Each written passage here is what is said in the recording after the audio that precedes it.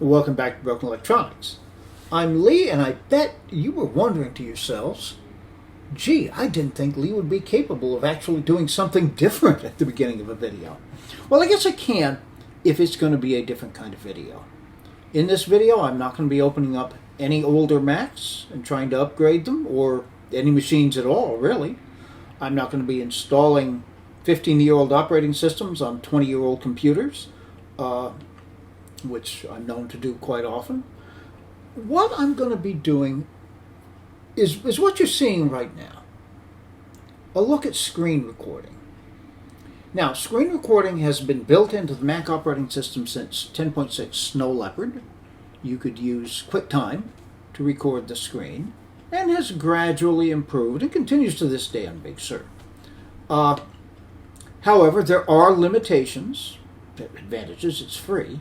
But there are a number of companies offering different kinds of screen recording software. And until recently, I didn't feel the need for that. However, some time back, I did feel the need. Not on Snow Leopard, certainly, but on Leopard. I really wanted to be able to do a screen recording, rather a camera capture of the screen. So I looked into period-appropriate screen recording software. Screen recording actually began to be a thing in the software version in 2004, and then developed 2005, 2006.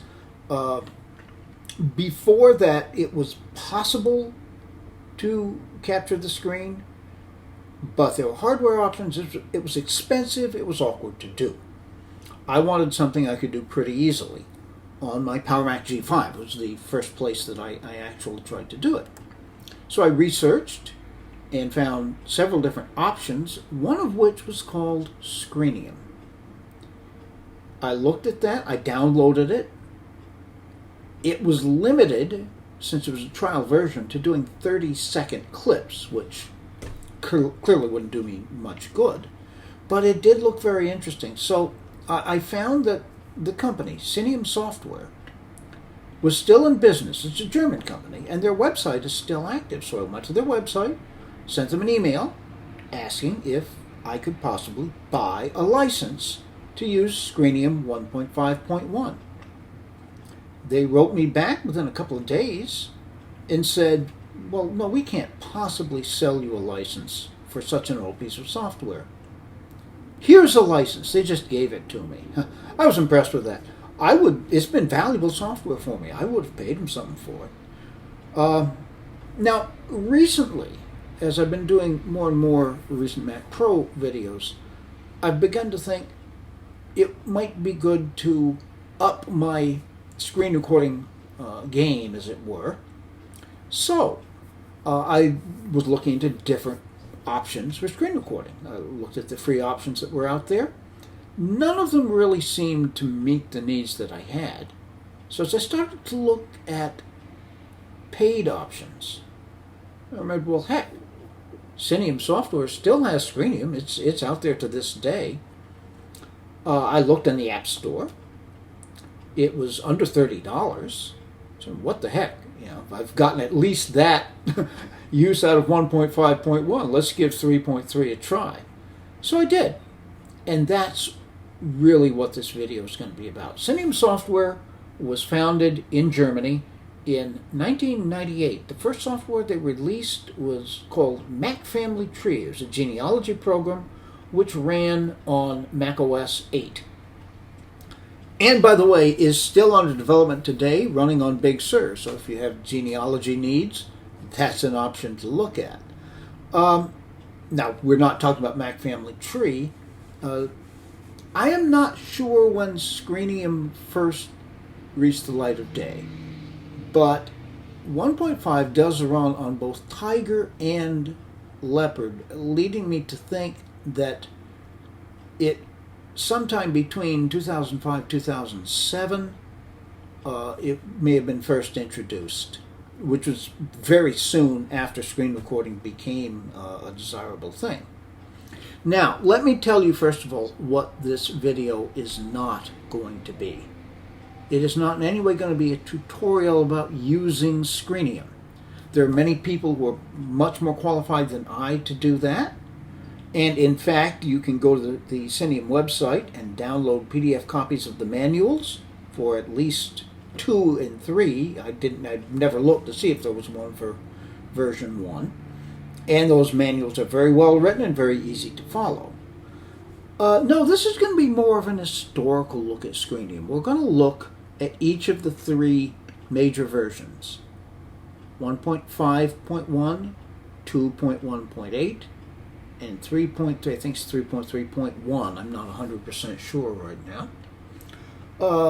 We'll be running these on 6 different computers, running from the late 1999 PowerMac G4 Sawtooth up to and including the late 2017 27-inch iMac and various other PowerMac Mac Pros in between. So 6 different machines. We'll be seeing it run on 6 different operating systems. 10.4 Tiger, 10.5 Leopard, 10.7 Lion, 10.13 Mojave, 10.14 Mojave, excuse me, 10.15 Catalina, and finally 11.4 Big Sur. So I hope you'll find this interesting, and if you are interested in it, please stay tuned.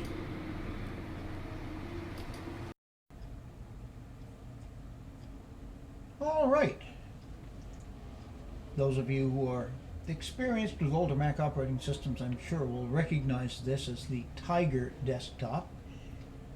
But we shall go to about this Mac. 10.4.11, sure enough. And if we look at System Profiler, which will come up, we see that this is in fact a PowerMac G4 AGP graphics, aka Sawtooth, but I have upgraded it, and you can see the video about this, with a 1.5 gigahertz PowerPC G4 upgrade card. I've also put an ATI Radeon 9800 Pro with 256 megabytes of video RAM into it, as well as a whole bunch of other things. This machine is the one that I lovingly refer to as the world's most powerful Sawtooth.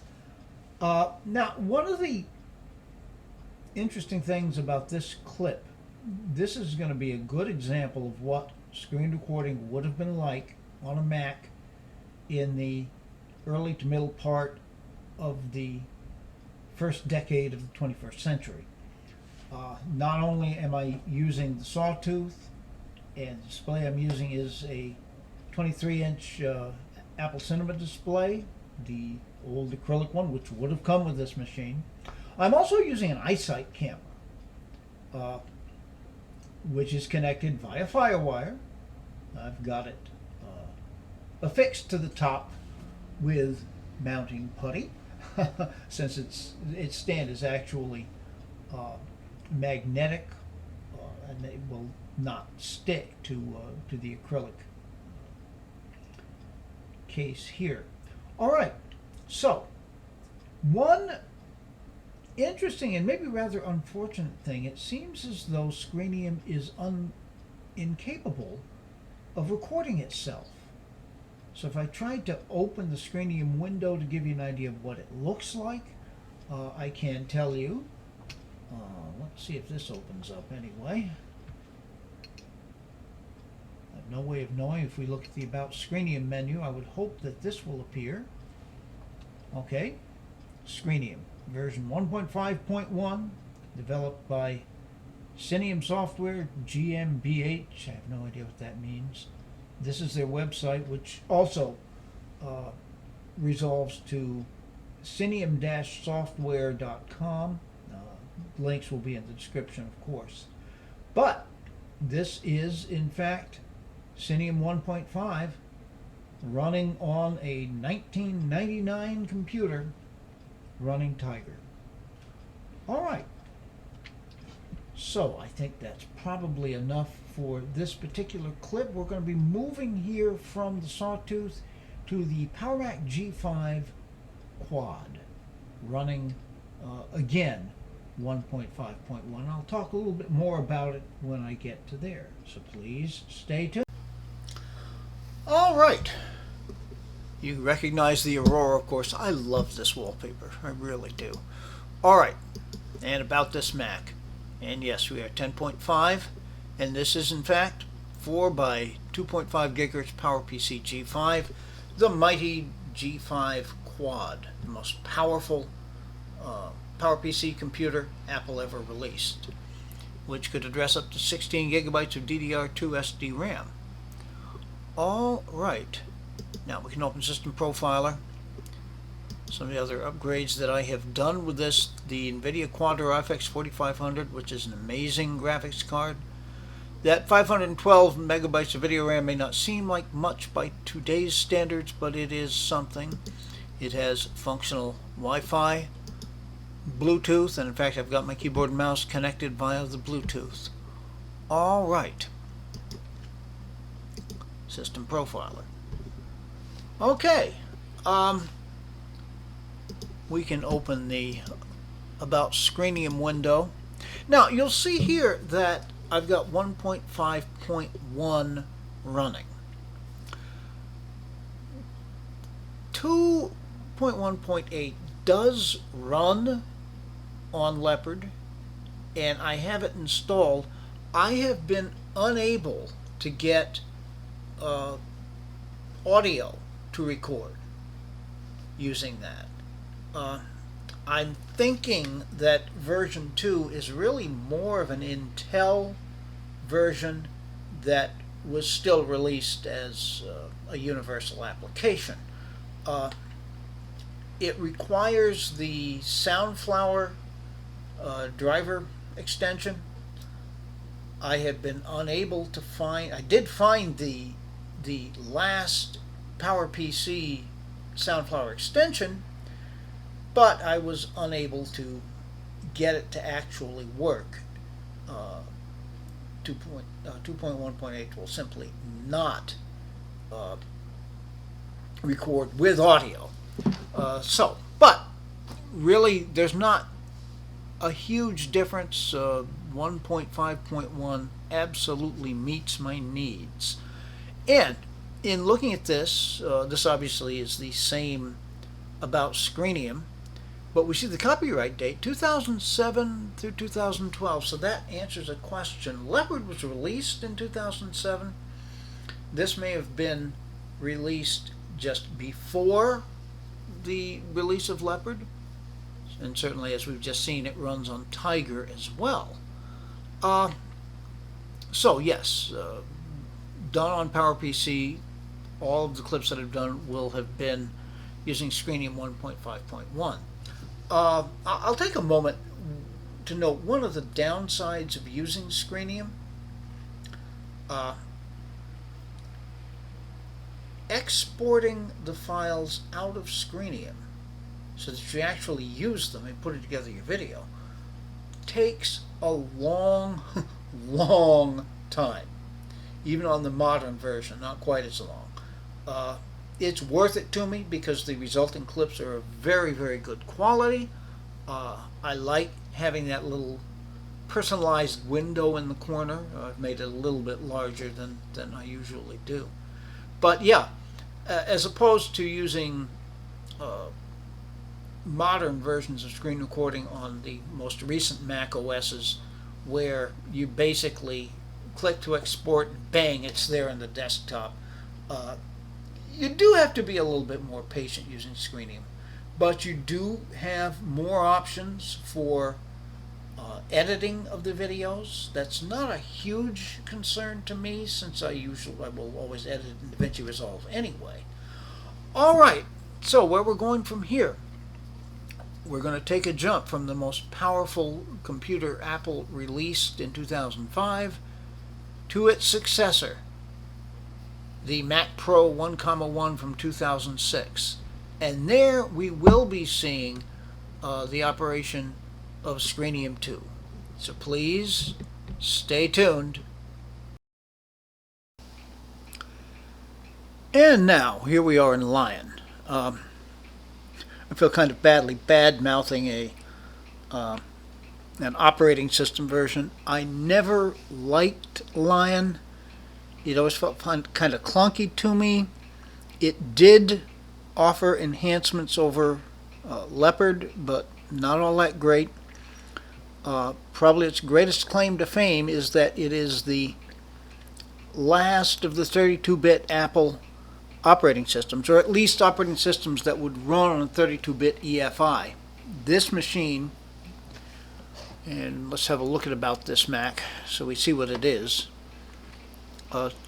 2 by 3 gigahertz quad-core Intel Xeon. Well, let's get into System Report, which I shall forever call System Profiler, just because that's where my mind works. Yeah, so Mac Pro 2,1. This actually was originally a 1,1 2006 Mac Pro. I have flashed the firmware to a 2,1. The hang-up with these machines, of course, is that it's got a 32-bit EFI. Therefore, it cannot boot any operating system after Lion without jumping through some hoops. And then once you hit El Capitan, that's the end. El Capitan's a good operating system. I'm very, very happy with that.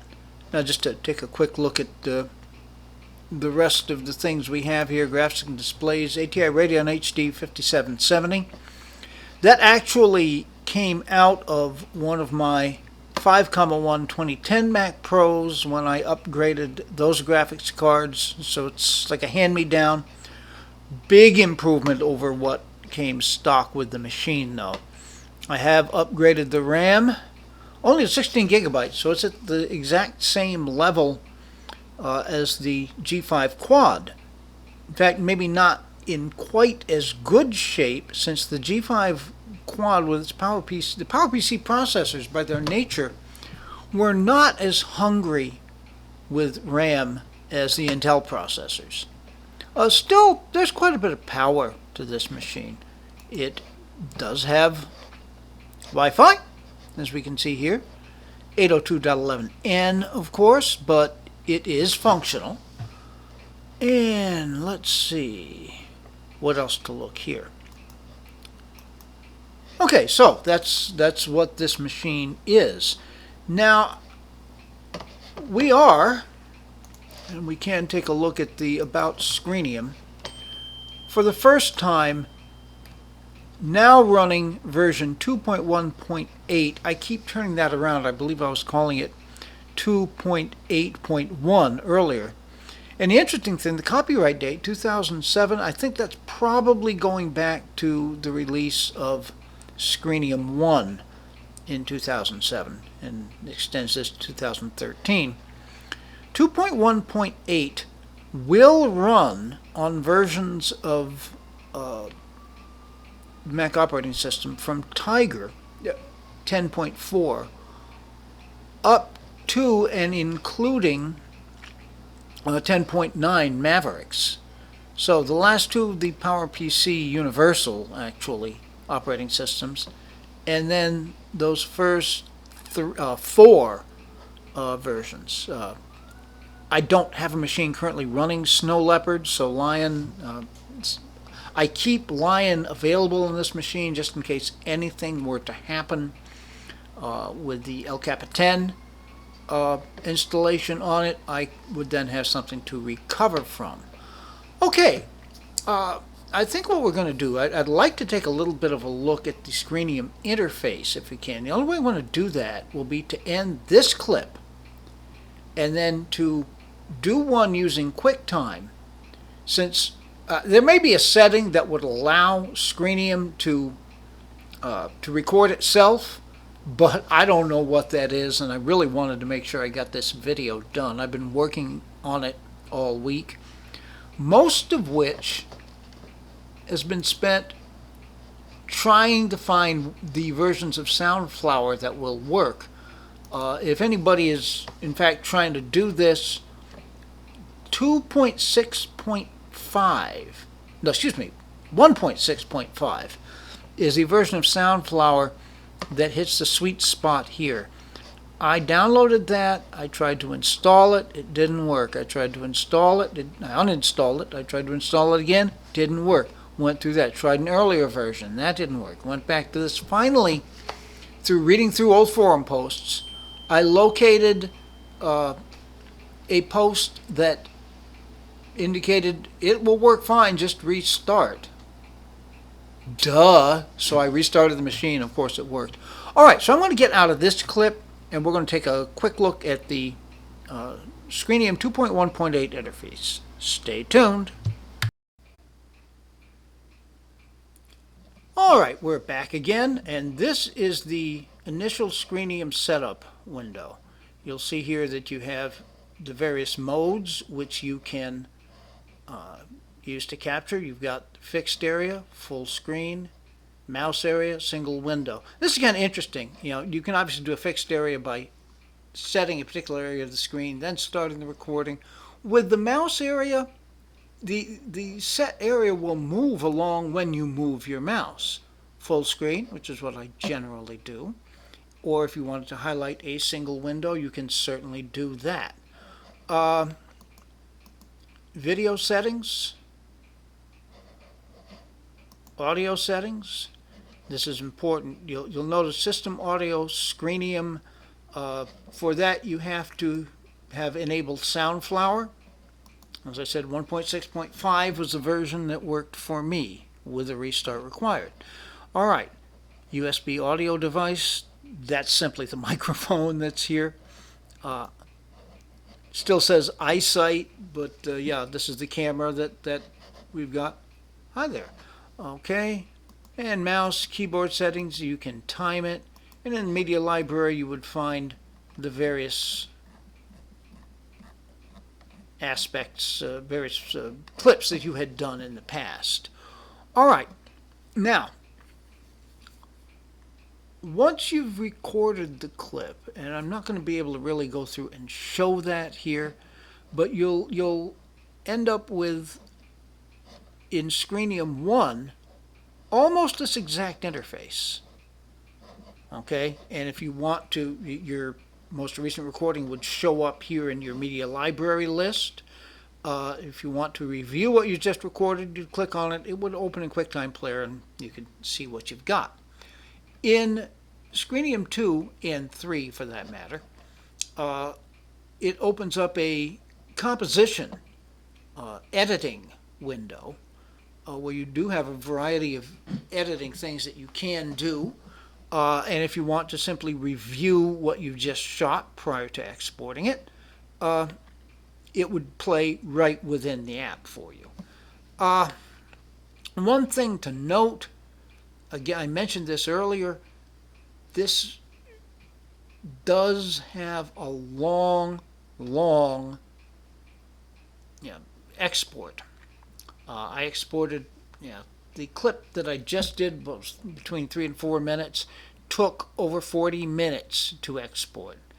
That's about the same as what you get in Screenium 1. Screenium 3, not nearly so long. Yeah, it's like long enough to be annoying, but I think with the extra control I get and the fact I can put in that picture-in-picture, it's well worth that little bit of an annoyance. Okay, so we can close out a Screenium. Why bother? We'll just end this clip. Now we're going to move to the 2010 Mac Pro, 2008 Mac Pro and Mojave to see Screenium 3. Stay tuned. We have the Mojave desktop. I'll miss Mojave. I'm going to have to be upgrading this computer to Catalina pretty soon. I've commented in past videos how sometimes the wallpaper has an effect on my impression about an operating system. In this case, this was the first of the dynamic desktop wallpapers, and I just thought it was so cool, and I've really enjoyed it. Well, anyhow,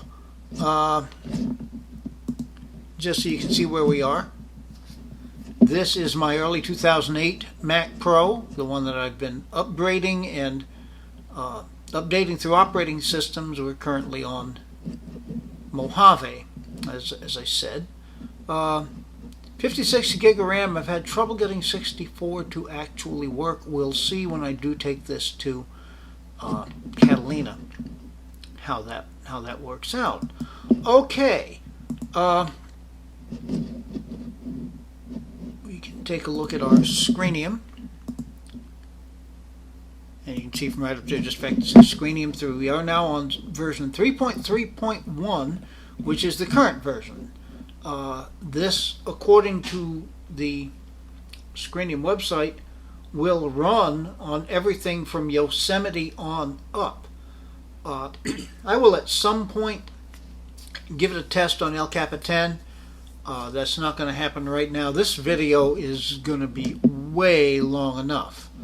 Alright, so I think that's going to be a quick check, but I am once again going to break into a system screen recording just so we can have a bit of a look at the interface. Stay tuned. Okay, so we've got the built-in screen sharing going on right now, and I'm going to open up Screenium so you can actually see what the interface is like. Rather different, very different from version 2. You still have the same basic options, though. You can record an area of the screen, you record full screen, which is generally what I do. A single window, so if you want to record specifically an application, you're able to do that. And if you plug in an iOS device, now that's interesting, it says tvOS. So one supposes you could go ahead and record things on your Apple TV, and I assume on your iPad as well. Anyhow, the various options we have here. Video, you can get the highest quality, high quality, medium quality. You can select your frame rate. This is set up to a very high frame rate, which is making these things absolutely huge. You can do stealth recording, in which case you would not see the Screenium icon. I don't know why that's such a big deal, but hey, I guess people would want to have that. And show the menu in the menu bar, so you do get an icon up in here. That's the system screen recording icon, but a similar icon from which you can stop the recording if you don't want to use the hotkeys. Desktop, you can hide the desktop background. I suppose if you've got a desktop background that's your family or whatever, you might want to do that. Or you can put in a different image. Audio, now this is important. See, I've got two things set up here. This is the microphone, and here, system audio from Screenium. You do have to install a plugin, and the interface makes it very obvious how to go about doing that. So you do have to have both the system audio for Screenium and USB audio selected. And camera. Hi there. Okay, so you can pick your camera, activate camera capture. That's what's putting the picture-in-picture into the clips. And you've got settings for your mouse. You want mouse clicks to register. Keyboard, registering keyboard strokes. You can put a timer so it records a particular amount of time. Alright, so that's a quick look at the Screenium 3 setup. I won't go into what happens once you've done the video, but you can look at it because it is very, very different from versions 1 and 2.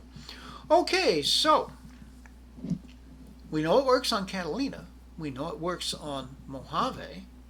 We know the earlier versions work on earlier operating systems, but does it work on Big Sur? Let's find out. Stay tuned.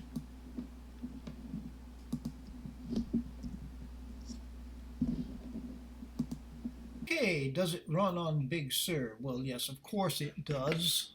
We had a whole lot of question about that. Look here. This is my 27-inch late 2015 iMac with quad-core 3.3 gigahertz Intel Core i5, 32 gigs of DDR3 RAM. So yes, of course it does. I don't think anybody had any real doubt of that. The bigger question might be, does it run on M1 Macs? I can't swear to that. However, looking at the Screenium website in its promotional material about Screenium, it is said to be fully optimized for M1 Macs. So there you go. Anyhow, fascinating software, and Screenium has got a lot of other offerings as well. So I invite you to take a look at their website and see what it is they have to offer. The only one I can say anything about is Screenium, and I rather like it. All right. And I would like to once again thank the people at Screenium. They are not sponsoring this video in any way. However, they were kind enough to grant me the free software licenses so that I could make use of both versions 1 and 2. And particularly version 1 is something that I will be continuing to use as I go ever back into the world of Power Macs. In any event, I hope you've enjoyed this video.